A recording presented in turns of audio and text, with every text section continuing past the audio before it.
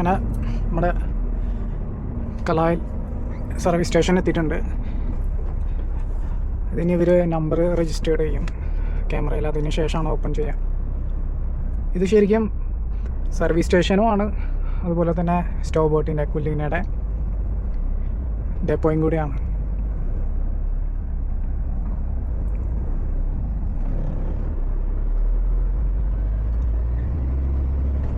സാധാരണ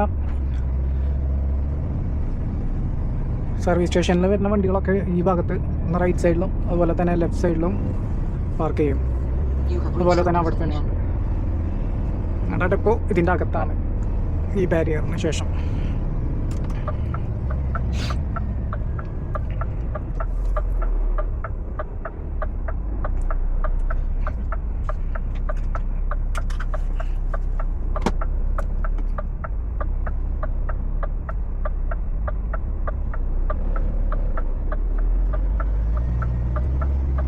ഇനിയിപ്പോൾ ബാക്കി 19 മിനിറ്റാണ് ഡ്രൈവിംഗ് ടൈം ഉള്ളത്. ഇന്നിപ്പോൾ അധികം ട്രാഫിക് കാര്യങ്ങളൊന്നും ഉണ്ടായിരുന്നില്ല, അതുകൊണ്ട് കുറച്ച് സുഖമായിരുന്നു.